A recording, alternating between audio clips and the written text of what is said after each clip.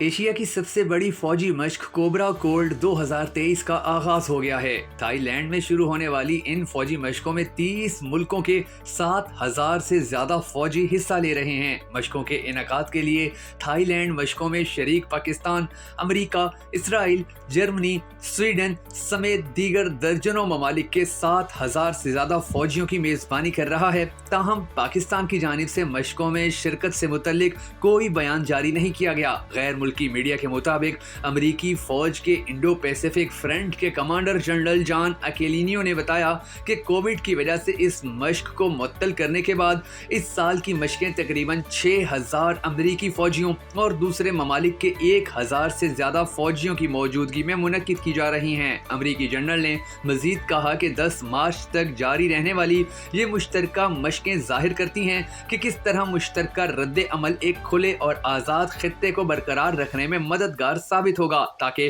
तमाम ममालिक अमन, इस्तेहकाम और खुद मुख्तारी को बरकरार रख सकें।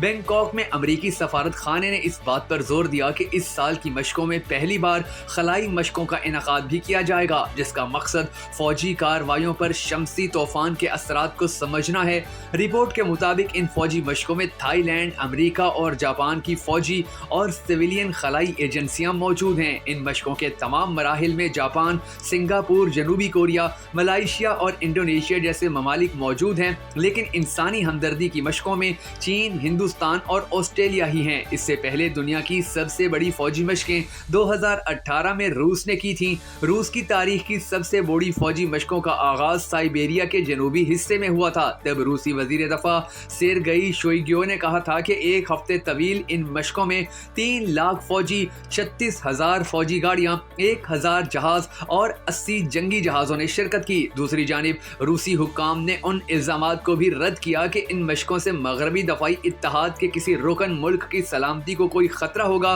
विस्टॉक 2018 नामी मशकों में रूस के जदीद और नए जंगी साजो सामान भी पेश किए गए थे, जिनमें न्यूक्लियर वार हेड ले जाने वाले स्कंदर मिसाइल, T-80 और T-90 टैंक समेत Su-34 और Su-35 लड़ाका तैयारे भी शामिल थे। 2022 में सर्द जंग के बाद नेटो की सबसे बड़ी फौजी मशकें 14 मार्च को शुरू हुई। इन फौजी मशकों को कोल्ड रिस्पांस एक्सरसाइजेस का नाम दिया गया था। इसमें नेटो के 27 रुकन ममालिक के 30,000 से ज्यादा फौजी मनफी दर्जे हरारत में तरबियत हासिल करते रहे थे। तब बरतानवी वजीर आजम बोरिस जॉनसन की सरकारी रिहाइशगाह 10 डाउनिंग स्ट्रीट से जारी एक बयान में कहा गया कि फौजी मशकों के दौरान ही वजीर आजम मंगल के रोज JEF के रहनुमाओं से मुलाकात करेंगे, जो 10 मुल्कों पर मुश्तमिल शुमाली यूरोप में सिक्योरिटी इत्तेहाद है। जॉनसन ने अपने बयान में कहा था कि रूस के यूक्रेन पर चढ़ाई से यूरोपीय सलामती मुतज़लज़ल हो गई है और हम अपने दोस्तों के साथ मिलकर इस बात को यकीनी बनाने के लिए इक़दाम करेंगे कि हम पहले से कहीं ज्यादा मजबूत